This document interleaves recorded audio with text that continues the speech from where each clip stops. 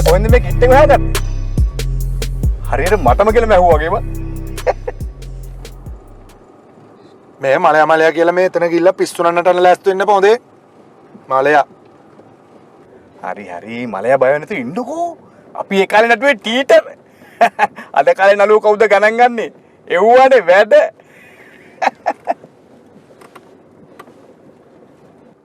හරි මේ එව්වා පස්සේ.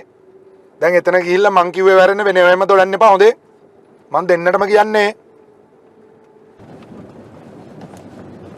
මලයා සිංහමුණු කීයක් නම් පහ වුණාද බං? එකක් අරන් යමන්කෝ. හොඳ වැඩේ. එව්වා පස්සේ මීට කරගන්න පුළුවන්. තමසගේ වැඩේ කරගත්තට පස්සේ මගේ වැඩේනේ හබක් වෙන්නේ.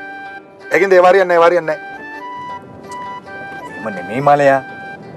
දැන් අපි වැඩේ ඉවරලා යනකොට 9 පහ වුණා. මොන දෙයකට කියන්නද බං? මේ එකක් අරන් යමන්කෝ.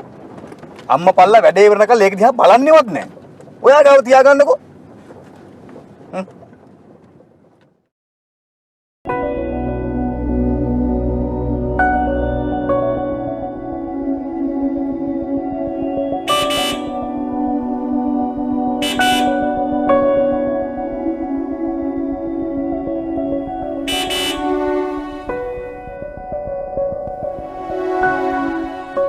කාටද මලයා මේ විශේෂ තියෙන්නේ?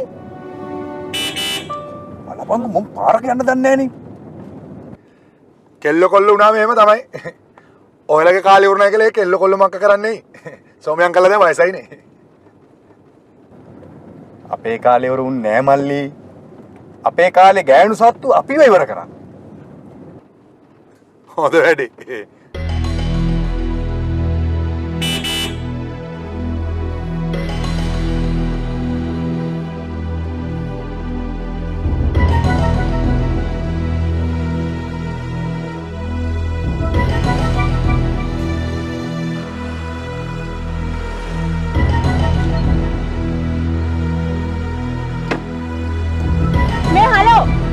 සමුන්ට පාර යන්න දන්නේ නැද්ද? යනවා නම් තමයි. ඒත් ඉතින් අංගල පාර යන හැටි දැක්කාම සෝරි අනේ. අපි මේ හරිය පාරෙච්චර දන්නේ නැහැ ඒකයි. මාත් වෙන පාර බලාගෙන යන්න බෑ. තා පොඩි ඇක්සිඩන්ට් වෙනවා. අපි යම්මිස්. ආවේ මල්ලි මේ ඩ්‍රෙස් එකක් තියෙනවා මේක පොඩ්ඩක් බලලා කියන්නකෝ.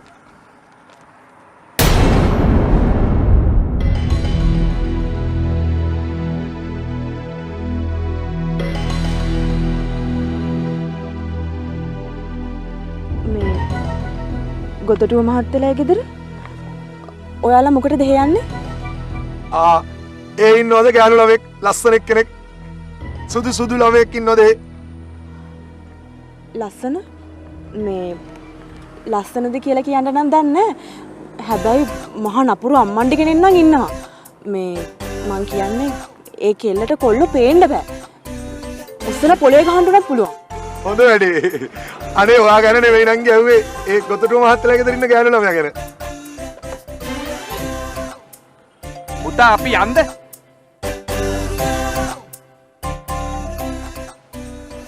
මේ ඉස්සරහින් අපිට තියෙන පාරෙන් දාලා කෙලින්ම යන්න. එතකොට හම්බ වෙයි. Thank you අනේ. එන්නම්.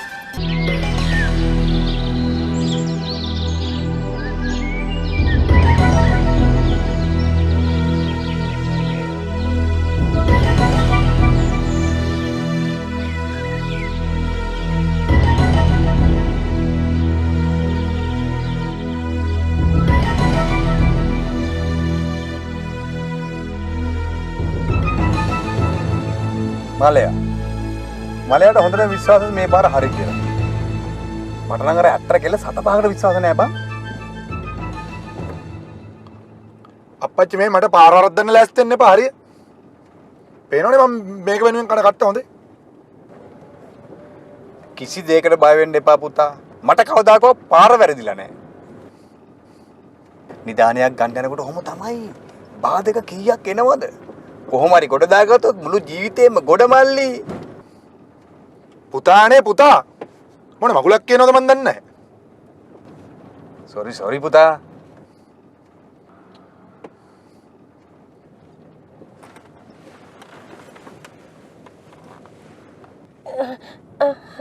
හරිද අපි ආවත් දැන් ආවා මං කියන්නේ උඹට ආපු තැන. කොහොම නිදාගන්න එපා.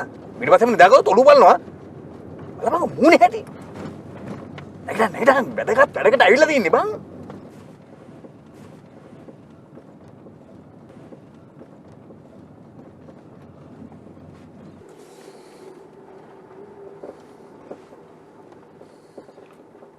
හොඳ වැඩේ. කණත්තක් කඩේ.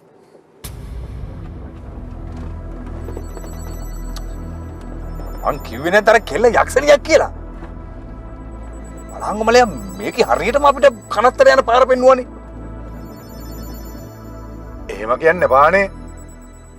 කවුද දන්නේ ළමයට වම දකුණ මාරුණාද කියලා? ඒ කෙල්ලට වම දකුණ මාරුණා. අපිට උතුරු දකුණ මාරුණා.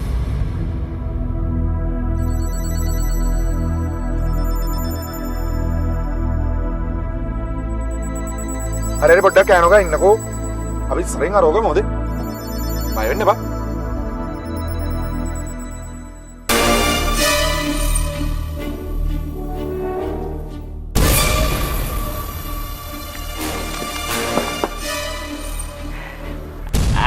මාත්‍යා බය වෙන්න එපා. ඔක්කොම ලෑස්ති කරලා තියෙන්නේ හරිද? දිගිය අරින්න දිගිය.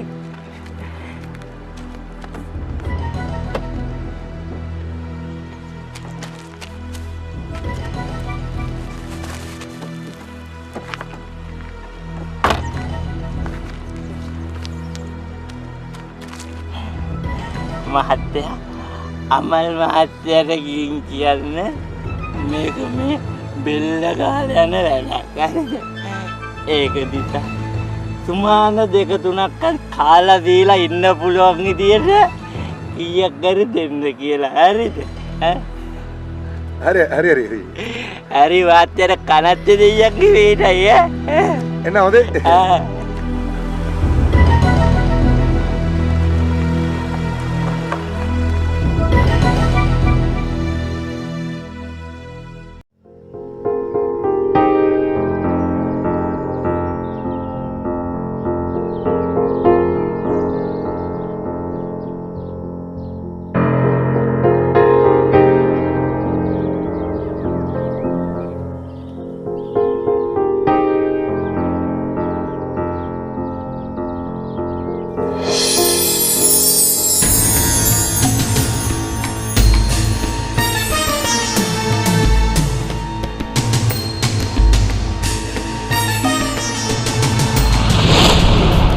ඉස්සරහින් අපට තියෙන පාරෙන් දාලා කෙලින්ම යන්න.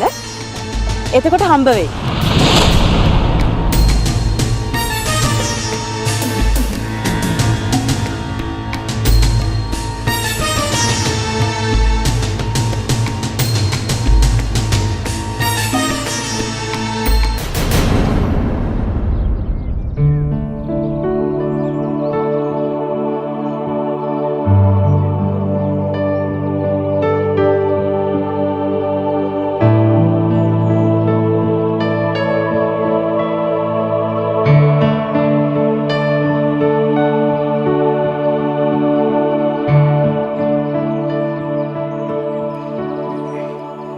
සාම්ප්‍රදායික විදිහට ඉඩමේ හතරමායිම හොයනව නෙමෙයි ගොතුටු මහත්තයා.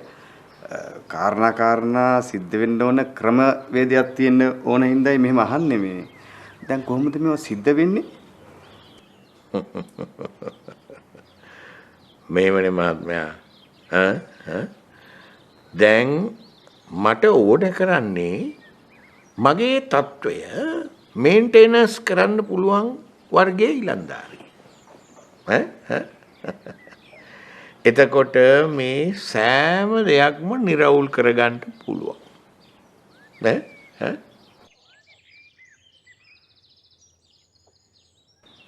අනිත් එක මහත්මයා මම බිඳුවේ ඉඳලා පටන් ගත්තු මිනිස්සෙක්.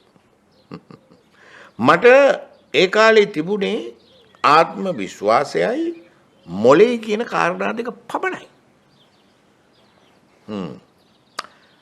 දැන් මගේ ගෙදරට එන බෑනටත් ඒ දෙක යහමින් තියෙන්නට ඕනේ.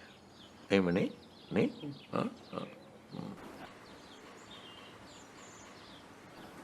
අපේ පුතාට නම් ඉතින් පවුලේ වෙන කවුරුවත් නැහැ. අපේ පවුල නම් දරුවෝ දෙන්නයි.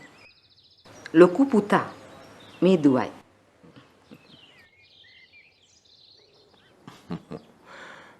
ලොකු පුතා නම් දැන් නැහැ.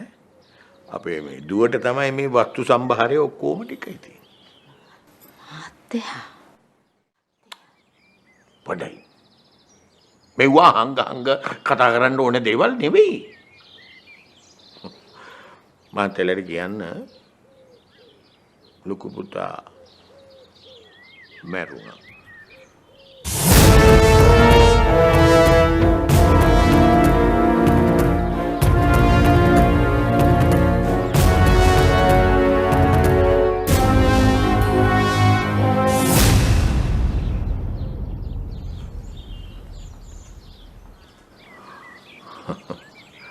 ලොකු පුතා ගැන මතක් කරනකොට අපේ නෝනට බොහොම හිතට අමාරුයි. එයා ඉතින් අපේ ලොකු පුතාට බොහොම ආදරයෙන් කරුණාවෙන් හිටපු කෙනානේ. ඒකයි දුක වැඩි කමට ගියේ.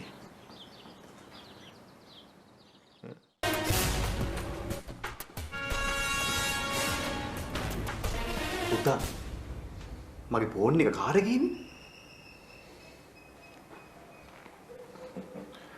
කමක් නෑ අප්පච්චි එකේ බැටරිත් බැහැලානේ තිබුණේ. යතුරු දෙන්නකෝ.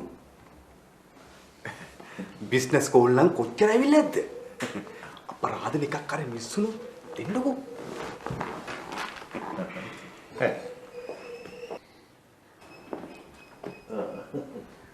තාත්තට හරි කලබලේ.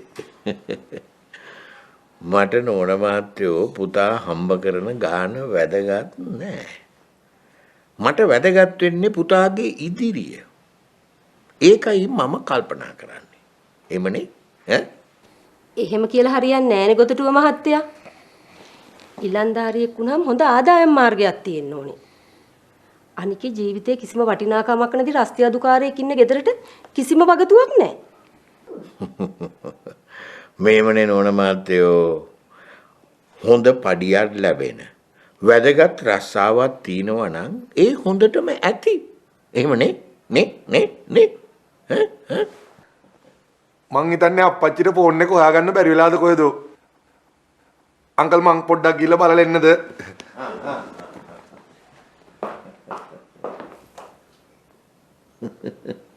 තාත්තට වගේ පුතාටත් කලබලේනේ. ඉතින් කොහොමද?